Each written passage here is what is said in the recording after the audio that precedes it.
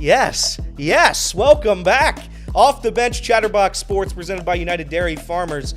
Elliot Rearing here. We have Jacob Tissick, Casey McAllister, Justin Kinner is in his studio in Dayton. Welcome on in. Listen, the Bengals season is dead and it's over, but it's also not. There's that 3%. Ooh, that's just not. You know what I might do? I might make 3% t-shirts. That's what I might do, because that 3% might get us to the postseason. We'll have to see. And it starts this Sunday against the Tennessee Titans. We now welcome on very special guest, JT Runke, host of the Hot Read podcast. And I checked his Twitter bio. I was going to read it's like 8 pages long. JT, if you have anything else to plug, please feel free to do so. But I'm going to start with host of the Hot Read podcast. He covers all things Titans. How are you doing?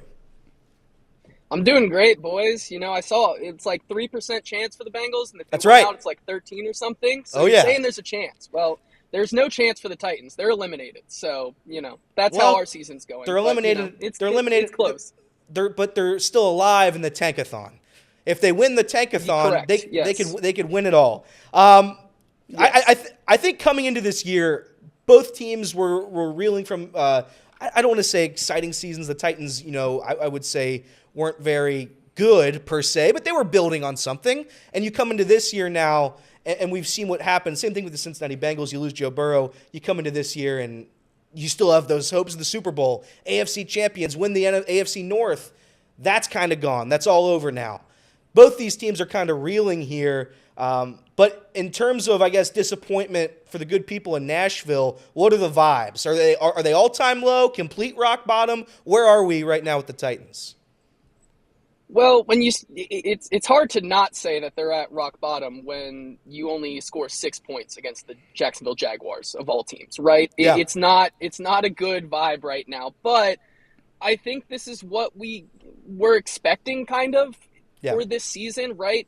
After Mike Vrabel and the regime is kind of just, flushed out and Brian Callahan comes in and starts building, we knew that this was going to be more so a rebuilding year and retooling for 2025 to really be a competitive football team. The front office kind of made it to the fans where it was like, we're going to be competitive this year, but we're not going all in. And then you go out and you trade for L'Jarius Sneed and you sign Calvin Ridley and you do all of these moves to make it seem like you're pretty all in. And it kind of hinges on Will Levis and what he can do. Problem is, Will Levis has not shown that he can be the guy in any aspect this season. And so that's how you unfortunately are a 3-win team. And that, I would say for the vibes right now and for a guy like Brian Callahan, it's not great, especially in his first year when you only win 3 games. When you're losing games, the vibes are never going to be good. And especially for a first-year head coach who has had a lot of losses to teams that, you would think that a former regime or anybody else could win against, like the Jacksonville Jaguars and a lot of these other games that Will Levis has kind of thrown away, the vibes are always going to be bad. But underneath the surface, I think the vibes around here are that they're building something that if this team and this organization just has a little bit of patience, we might see some more success in 2025 and beyond. To be fair to Levis, I think he's improved a little bit as the season has gone on, a little bit. I wouldn't say it's a ton, but early on it was such a disaster, and I hate to write off a guy so quickly. And I think there was at least a little bit of hope coming into the season that Will Levis was the guy, but you mentioned it there. This is the end of Will Levis. This is it. There will be no more Will Levis in Tennessee going into next year. I wouldn't say never. There's just not a lot of optimism, I feel, right now, right? You had 4 games before the previous one against Jacksonville where you saw flashes of what he could be, which is a fine, starter, replacement level starter quarterback. You didn't see a lot of the guy that could win games by himself. And that's the biggest thing that I think Tennessee is missing, a guy who can really command the offense and take over the game. Then you get to Jacksonville and you're looking to build yet again on a 5th straight game of success, and you see him go 0 for 2 in the red zone. If you go back and let me just say, you go back and look at those 2 red zone plays that Will Levis had last week against the Jaguars, it is not good. Like, he misses a wide open tight end on one of those against the Jaguars last week that kind of, doesn't give you a lot of confidence in him, right? You look at what he's been able to do in the red zone all season, dead last in EPA per play, completion percentage. Like, he has been struggling in the red zone. And that's a lot of what we heard from him coming out when he was in the draft cycle. And so you're just kind of frustrated with him right now because you see him get better for like 3 or 4 games, and then all of that kind of goes away and we're back to square one. And that's the thing you can't really rely on with a guy like Will Levis to be your franchise guy. You can't have him kind of going through the same cycle over and over again. You mentioned our guy, Brian Callahan. You stole him from us. You stole Brian Callahan. He's had some pretty I like if you look back, if there's a one shining moment of the NFL season, you're going to see a couple Brian Callahan looking at Will Levis moments this year. The noticeable frustration, the post game frustration that he's expressed. Have you liked what you've seen for Brian Callahan? I mean, it's too early, and this season has sucked, respectfully, of course. But it hasn't been a great season for the Tennessee Titans. But has there been anything that you didn't see with Vrabel? Any noticeable changes? At least a little bit of improvement? Well, I think you say it right there, right? It's hard when the season is bad to see the silver lining through all of this. 3 wins. However, like I've been on the opinion that I've liked a lot of what Brian Callahan has done for this team. You kind of look back towards last year and what Mike Vrabel had towards the end of his tenure. There was a lot of like losing the locker room vibes. Like that's really, I think, what did a lot of Mike Vrabel in. You bring in a guy like Brian Callahan, who's here to kind of reset this organization and rebuild the culture. That's been a big thing for him this year. And you're seeing a lot of good things, despite all of these bad losses, I should say, and these wins just by the skin of their teeth. Like, you're seeing the culture not give out on a new head coach like that. And I think that's one of the biggest things for him. I also do think that their offensive scheme that he's brought in is really, really good. You haven't seen it turn into a lot of points. And again, that is more of a Will Levis thing. But what he's installed here so far, I think is really, really positive. But the biggest thing, right, you talk about, it's too early to tell. And I think that's the biggest thing, because around Nashville right now, there's already questions of, is Brian Callahan on the hot seat? I think that's a very real conversation we're having right now. But the thing that every NFL franchise right now lacks is patience. And I think that's the biggest thing when you talk about an organization who their controlling owner, Amy Adams-Strunk, fired their GM, John Robinson, after the A.J. Brown game when he returned against the Titans and put up 100-plus yards and a touchdown. He was fired after that. Last year, Vrabel was fired in what could have been maybe an emotional firing, quick decision. That's something that the Titans currently can't afford. And so if this franchise can stay patient with Brian Callahan, I like him as a leader, I like him as a coach, and I like him as a play caller, for the lack of points that they've scored. When they're driving, there's a lot of things to like on tape. You're coming off a brutal loss, you being the Tennessee Titans are coming off a brutal loss to the Jaguars. It ends the touchdown streak from Nick Westbrook-Ikhine. We were talking about it yesterday. We were going over a mock draft for the NFL. Has there been enough from this wide receiving core to say that, we got some juice here, or is it just going to be, we need a wide receiver, we're going to go immediately draft a wide receiver this offseason? You certainly need another wide receiver. Calvin Ridley has been fine this year. I don't think he's lived up to the full expectations of what that contract brings. But as the season's gone on, you've seen him kind of develop into that wide receiver 1 role, especially after the exit of DeAndre Hopkins.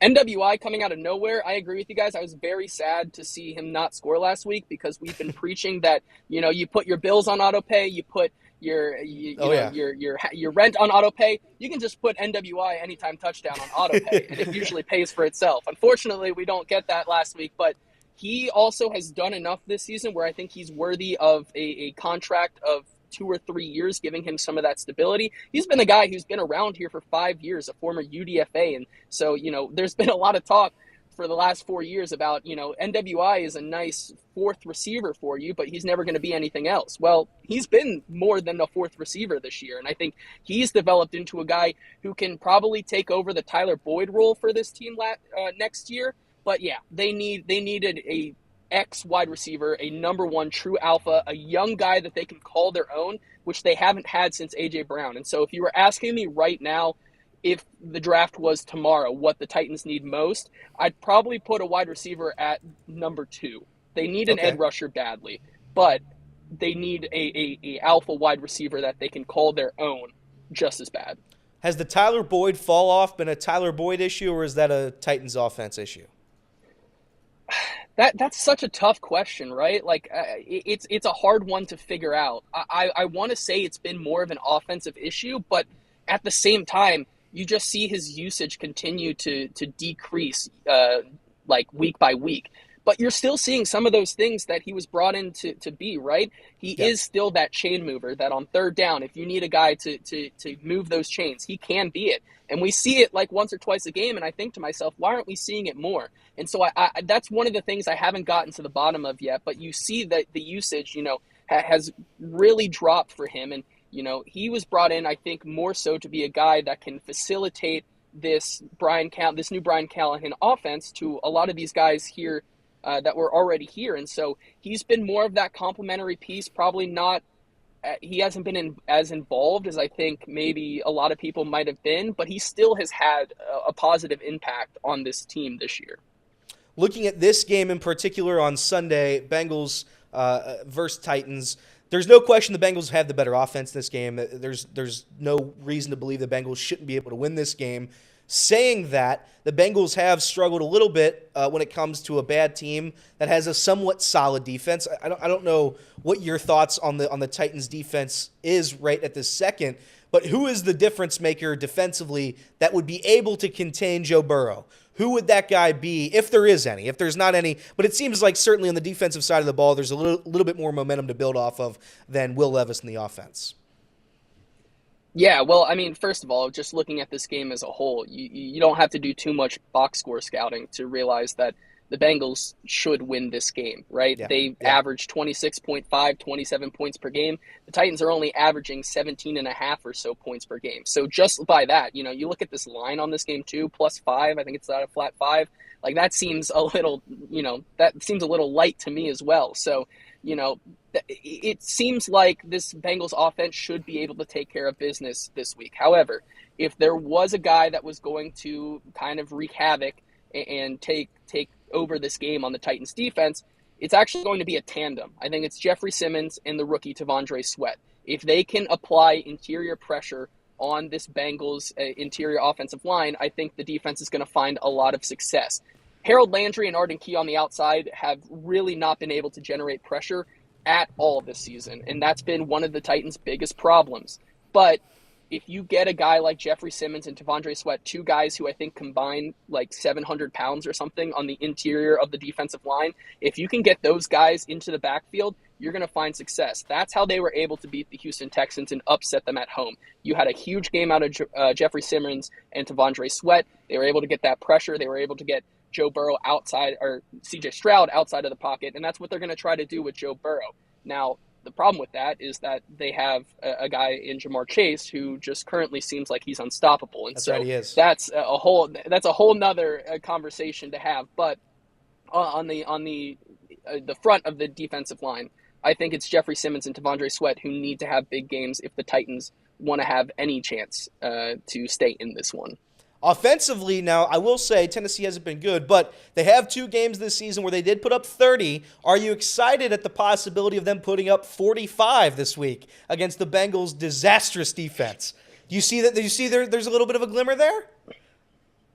Maybe, right? Like, this game is such an interesting microcosm of the Cincinnati Bengals offensive scheme, right? Like, you have 2 sides who know each other so well. Brian Callahan on one side, along with like a guy like Denard Wilson and Cheeto Awuzie on this team, Tyler Boyd, and then you have the Bengals. Like the Titans offense is basically almost a carbon copy of what the Bengals offense, Brian Callahan wants to make it the Bengals offense. So you might be seeing 2 Bengals offenses out there, and that's such an interesting game to watch. I would say that this game is going to be pretty high scoring because of just the inefficiencies that you've seen from the Bengals defense, right? I think you could look at a guy like Tony Pollard, who the year after the year of his injury right now has had a sneaky good year, one of the best running backs this season. If they can get Calvin Ridley going early and get Will Levis into a rhythm, I think you could find success. But man, even you look at what they were able to do against the Jacksonville Jaguars last week, even something like they're not as bad, or I guess they're probably worse than the Bengals defense, and they were only able to put up 6 points. So like it's hard for me to see this Titans team putting up 45. Maybe they can get to 20, and if they can get to 20, I'd say anything could happen in this game after that, but they got to get to that point first. Have you seen signs of quitting? Usually when we talk about these teams that are trying to get as good of a draft pick as they can, maybe you see a little bit of signs that they're just not there, right? And I think you would have seen that with the Bengals this year, whether it be we're just going to bench everybody and maybe not an open full-on tank like what happens in Major League Baseball. You're a Mets guy, by the way. Shout out to you this week. That was a pretty good week for you. But yeah. There's not a noticeable, I would say, difference when it comes to tanking. I think right when the Colts sucked for luck, and they had that atrocious season which got them their franchise quarterback. Have you seen signs of quitting? Or is this team still trying to win games under Brian Callahan's first year? No, I really have not seen any signs of quitting, and I think that's a testament to what Brian Callahan has been able to install in his first year here. Like, this is a team that still rallies around each other and is trying their hardest to win. You saw the frustration, I think, finally start to boil over after that Jacksonville Jaguars game. I think that was the biggest one where you could start to see maybe cracks in that foundation there. You had a lot of guys talking about, the rest of the season, your resume is your tape like that. And you can't just not go out there and play. And so, while that is true, that is the first signs of the frustration finally getting to this team. But when we've gotten to this point before in the season, after a lot of these crushing losses, Brian Callahan has been able to rally his guys. And so far this season, I think, there isn't a lot of signs of quitting.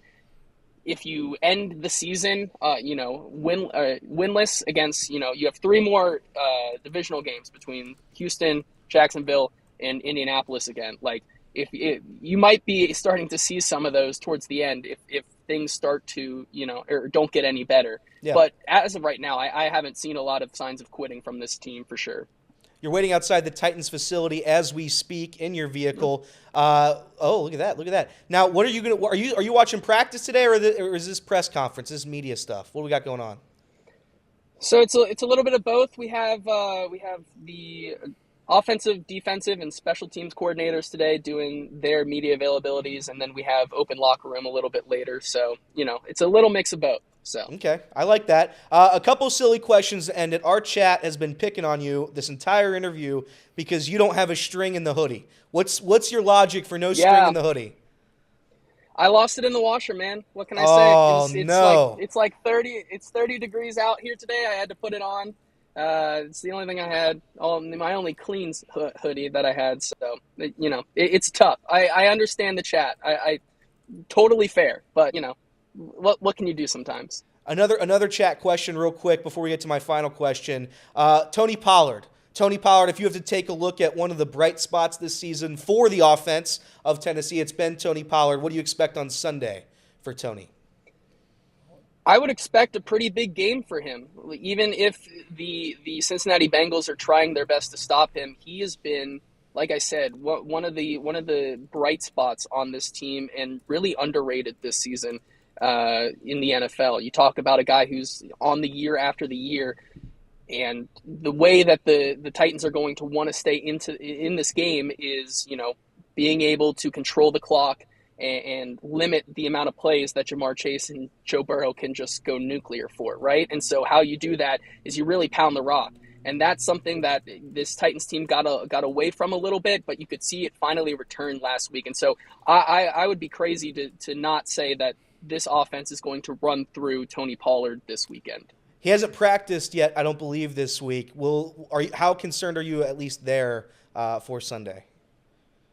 Not very concerned. Look, he came into, I believe it was the New England Patriots game without practicing all week, and then ended up putting up, I think, 130 rushing yards in that game. So I'm not too concerned about that.